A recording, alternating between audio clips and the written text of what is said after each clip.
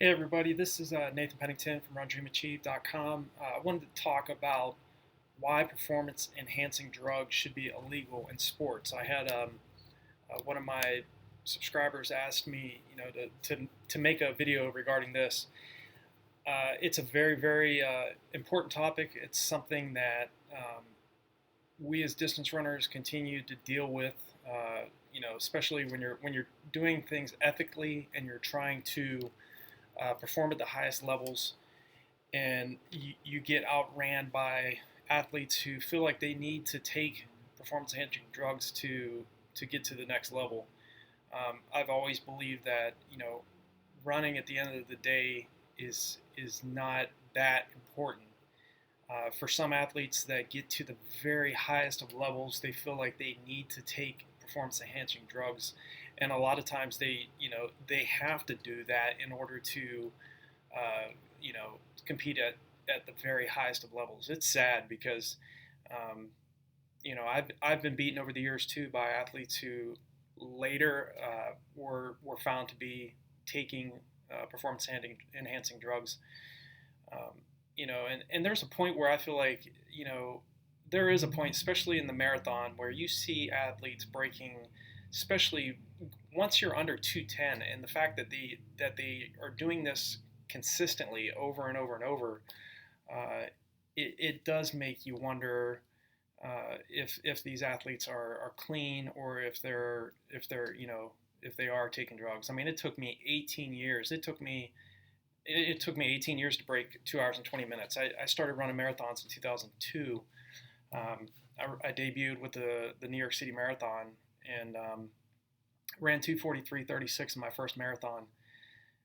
But really, it took me from 1992 when I first started running until 2007 when I broke 220 to break that time. And that's just 220. I'm not saying just and to say that a sub 220 marathon is um, not fast. It's a competitive time, but so is breaking 3 hours. So is breaking 3:30. It's the faster you get in this event, the more that's going to be asked of you. But there's a breaking point. There's a point where you start seeing athletes that are running these insane times uh, on a consistent basis and very quickly. I was a huge fan of Lance Armstrong for years. I watched the Tour de France, and kind of always had that belief that he was clean, and that he was doing, he was putting in the work. He was on the bike, like those videos, those commercials he made where he was, I'm out on the bike 6 hours a day. That's what I'm on. What are you on? And then to find out that he did take drugs. We're all human. Um, it is sad that athletes have to get to that point where they feel like they have to take drastic measures and take performance enhancing drugs to get to the next level in competition. The marathon is not like and running in general. Track and field, professional track and field, professional road racing. We as athletes, we as distance runners, middle distance runners, the money is not like professional sports like NFL, NHL, the NBA. We're not out there making millions of dollars. The most money I ever made in my 28-year career in distance running was $1,000. When I placed fourth at the 2007 California International Marathon, I was the top American, and a grand was the prize for fourth place. Um, and the second highest was $200. I finished fifth at the 2011 Monumental Indianapolis Marathon, and fifth place was $200. So, unless you're going to be out, running definitely at a minimum under 210 for the marathon, in most marathons, you're not going to win any major money unless you're running that fast. And to top it all off, you have to continually do this. If you go out and you win Boston, I think it's around what $100,000 to $150,000 if you win Boston, around that range. Athletes have to continue to do that, and that's before taxes. So, but no, Emil, it's it's unfortunate that athletes have to, rely on EPO and rely on blood doping and the things that you see in our sport. Um, at least I can look, at the end of the day, that's what you have to do. You have to be able to look yourself in the mirror at the end of the day, know that you have no regrets, you did the very best you could, and that you didn't go and rely on, you never went blood doping, you never got to that extent. And most of us, mere mortals, you know, put in the work and relied on our own ability and just said, hey, I'm going to give it the best that I can. I'm going to do the very best that I can. And that's got to be enough. And again, the majority of us weren't blessed with that type of genetic talent, that physiological ability to, clear lactic acid, to be out there and go and run 430s, 440s, 450s pace per mile for a marathon, and to be able to clear that. But there's also a point where, how many athletes are out there that are putting in the work, but are also relying on EPO and that are blood doping. I mean, this is a real problem in our sport. Um, I'm contemplating working on a doctorate degree right now, a DBA, and I have this specific topic in mind that I would want to do my thesis on. Um, this topic of blood doping and EPO is so rampant in not only distance running and track and field, but in all the other sports. Cycling, wrestling, Olympic sports, winter and summer Olympic sports. This is a major issue. And over the years, I competed. Like I said, I was busting my tail. I was out there doing, I got up to 142 miles a week. Running anywhere from 80 to up to 142 miles a week, preparing for these marathons, and failing more times than succeeding. I've mentioned in other videos, I've only broken the 2 hour and 30-minute barrier for the marathon twice. I broke 220 once, and I broke 230 twice. And all other times, I was running 230s and 240s. I had a couple times where I just totally bombed. I had DNFs. I had times where I ran over 3 hours. I had a lot of ups and downs, but I was never to the point where I could be able to perform at such a high level. It'd be like me running 219 for the marathon every single month. And even that, a 219 marathon, in any major marathon like New York City or Boston or Chicago, it's not going to place you in the top three where the big money is at. And it's unfortunate that we're in a sport, among others, other sports that are out there that EPO and blood doping is part of the deal. And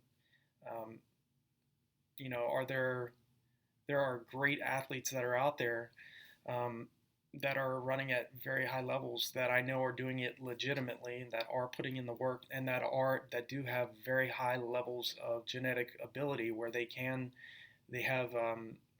run at very, very high speeds and produce just a minute amount of lactic acid.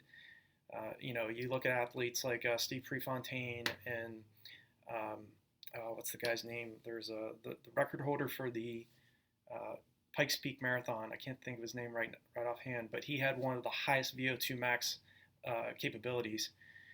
That is not something that we're all gifted with. I didn't have a very high VO2 max either. I was tested at the Olympic Training Center in Colorado Springs, and I think my VO2 was around 60, 67 or 68.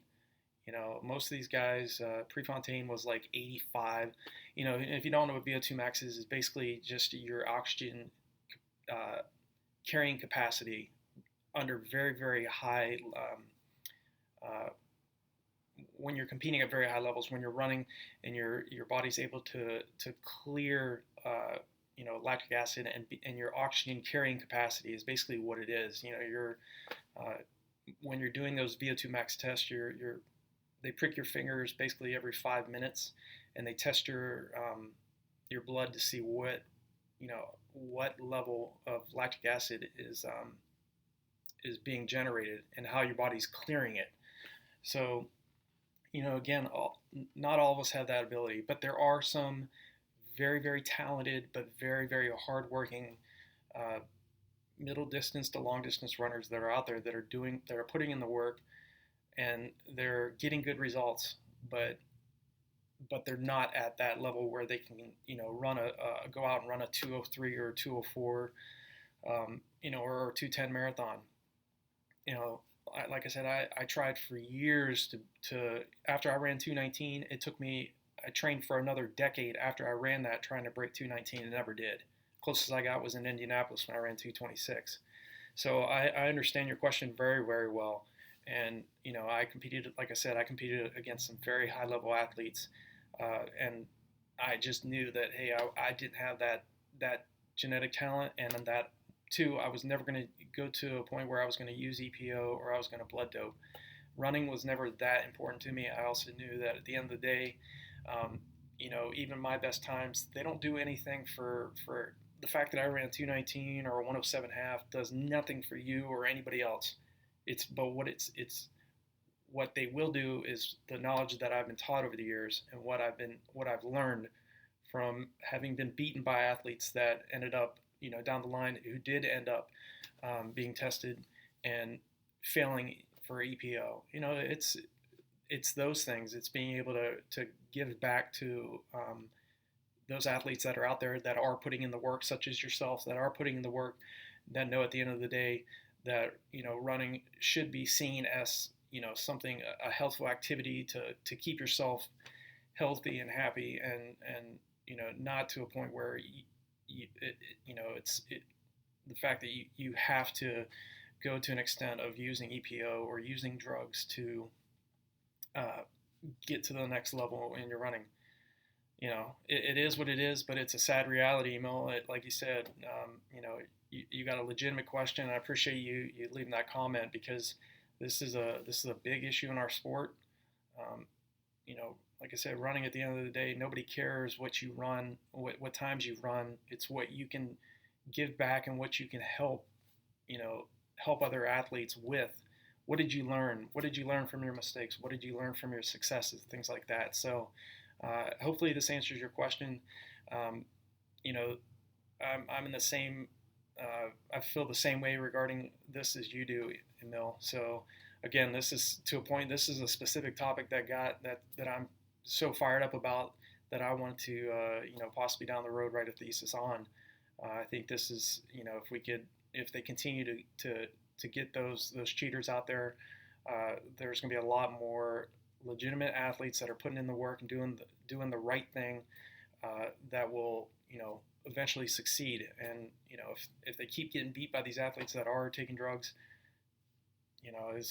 it is what it is. And it's going to be a case where you're simply not going to be able to outrun somebody that's blood doping or doing EPO. And I learned that lesson. I felt like I was putting in as much work as I possibly could with the ability that I had. But at the end of the day, those people have to look themselves in the mirror and say, hey, I took EPO or I blood doped, because I couldn't get where I wanted to get without it. So at the end of the day, we got to do what's right. We got to do, put in the work, and at the end of the day, accept that.